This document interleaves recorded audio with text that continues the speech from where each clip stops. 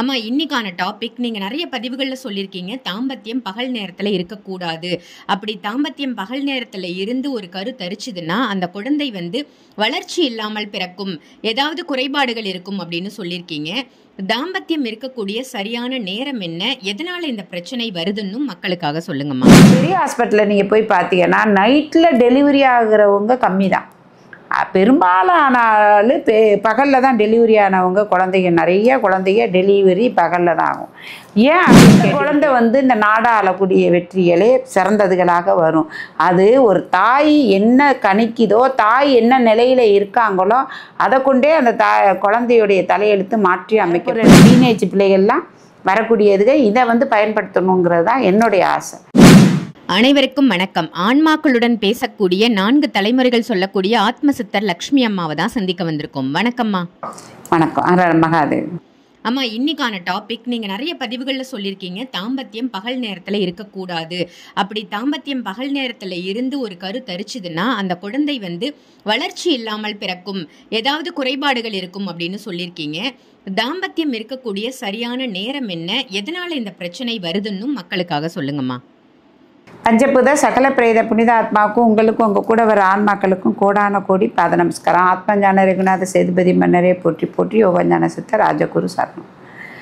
ரொம்ப ஒரு முக்கியமான கேள்வி கேட்டிருக்காங்க. என்ன கேள்வி அப்படின்னு கேட்டால், ஒரு கணவன் மனைவி தாம்பத்தியம் பகலில் இருந்து அந்த குழந்தை உருவானா அந்த குழந்தைக்கு மூளை வளர்ச்சியோ கைகால் விளங்காமையோ ஏதாவது ஒரு இதாக குறைபாடுகளோடு அந்த குழந்தை பிறக்குமா, இல்லை அந்த குழந்தையோடைய புத்தி நல்லா இருக்குமா, வாழ்க்கை எப்படி இருக்குமான்னு சொல்லி தான் கேட்குறாங்க. அது ஆகும் அப்படின்னு சொல்லி கேட்குறாங்க. இந்த மாதிரி சொல்கிறாங்கல்ல நிறையா இடங்களில். இள வயசுலேயே இந்த சின்ன வயசில் இது பண்ணால் பகலில் தாம்பத்தியம் வச்சுருந்து குழந்தை உருவானா இந்த குழந்தை இப்படி ஆகுமான்னு சொல்லிட்டு சொல்கிறாங்களேன்னு சொல்லி கேட்குறாங்க இல்லையா. அது ஒரு விஷயம் நல்லா கேட்டுக்கிறேங்க. நீங்கள் பெரிய ஹாஸ்பிட்டலில் நான் நர்ஸாக வேலை பார்த்துருக்கேன் ஏற்கனவே, அதனால் நான் சொல்கிறேன். இப்போ பெரிய ஹாஸ்பிட்டலில் நீங்கள் போய் பார்த்தீங்கன்னா நைட்டில் டெலிவரி ஆகிறவங்க கம்மி தான். பெரும்பாலானாலும் பகலில் தான் டெலிவரி ஆனவங்க நிறைய குழந்தைங்க டெலிவரி பகலில் தான் ஆகும். ஏன் அப்படின்னு கேட்டுக்கிட்டீங்கன்னா, அதிகமாக இந்த கரு எப்போ போய் உள்ளே உற்பத்தி ஆகும் அப்படின்னு கேட்டிங்கன்னா, எந்த நேரத்தில் நீங்கள் கணவன் மனைவி உடல் உறவு வைக்கிறீங்களோ அந்த நேரத்தில் அந்த குழந்தை போய் உற்பத்தி ஆகும். அதே மாதிரி அதே நேரத்தில் தான் அது வெளியேறக்கூடிய ஆற்றல் 95% உண்டு.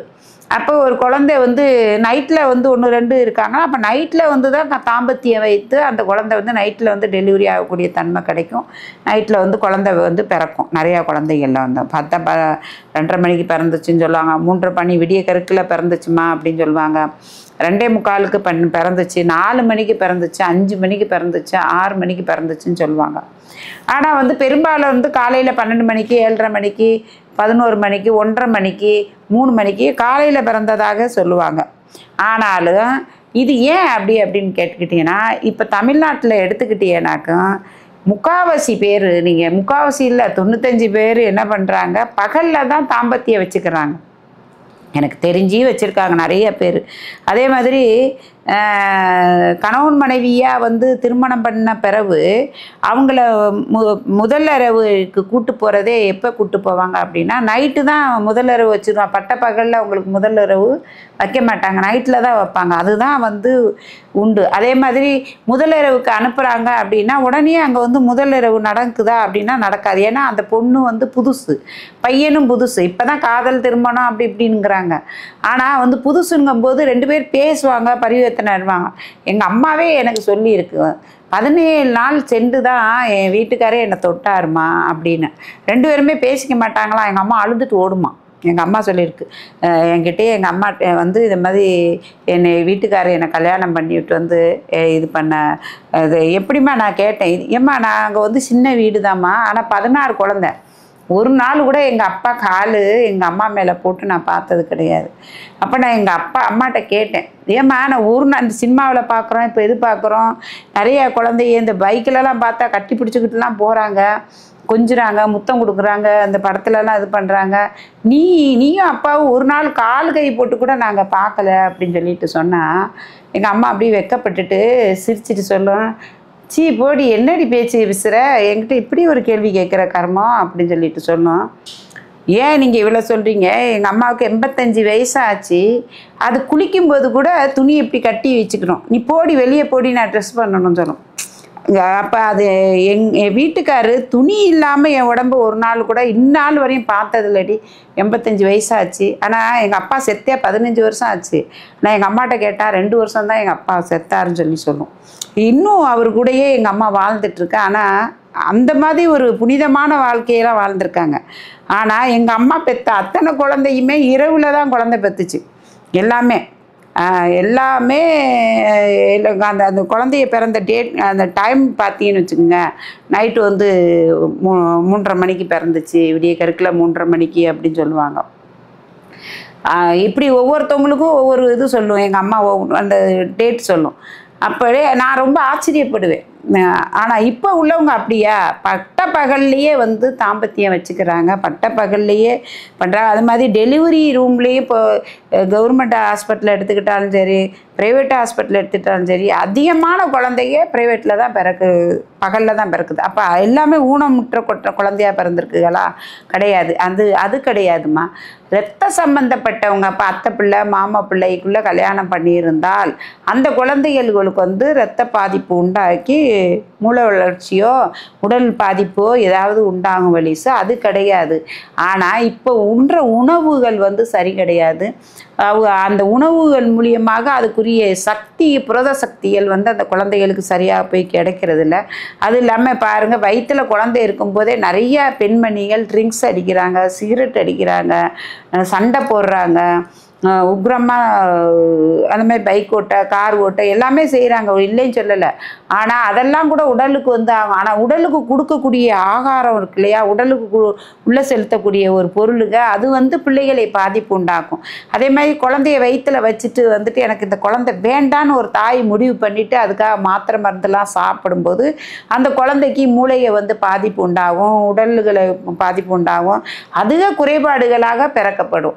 ஆனால் ஒரு தாய் வயிற்றில் இருக்கும்போது அந்த குழந்தையை எக்கார்ந்து கொண்டு எந்த பாதிப்பு இல்லாமல் நான் பெற்று எடுப்பேன், நீ செல்வந்தராக இருப்ப, நீ கோடீஸ்வரராக இருப்ப, நீ நான் அப்படி இருப்பேன் இப்படி இருப்பேன்னு அந்த குழந்தைய தாய் ஊக்குவிச்சு ஒரு குழந்தைய பெற்று எடுக்கிறாங்கன்னா அந்த குழந்தை வந்து இந்த நாடாளக்கூடிய வெற்றிகளே சிறந்ததுகளாக வரும்.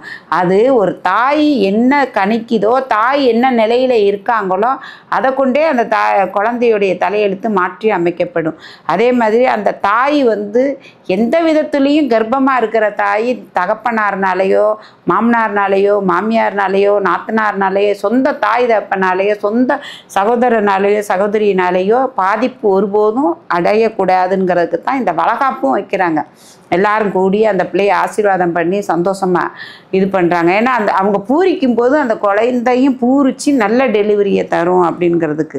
ஆனால் தயவு செய்து கர்ப்பமாக இருக்கிற பெண்களை யாருமே காயப்படுத்தாதீங்க. இன்னொரு விஷயம் என்னன்னா, முக்கியமான விஷயம், கூடுமான வரையும் பகலில் தாம்பத்தியம் பண்ணாமல் இருக்கிறது நல்லது. ஏன்னா அசுர புத்திகள் வந்து சேரும். அந்த அசுர புத்தியிலேருந்து தவிர்க்கிறது முக்கியமாக அந்த 2:30 மணிலேருந்து 4 மணிக்குள்ள பிரம்ம முகூர்த்தம் சொல்கிறாங்கள, அதில் இணைகிறாங்க பாருங்களேன். அதுதான் 2 பேருக்குள்ளே ஒரு அற்புதமான ஒரு சக்தியும் ஒரு புத்தியும் ஒரு பக்தியும் ஒரு உணர்வுபூர்வமான அன்பு வெளிப்படும். அதில் இணையக்கூடிய உண்மையான ஒரு காதல் தான் ஒரு தெய்வீக காதல்னு சொல்லக்கூடியது உண்டு.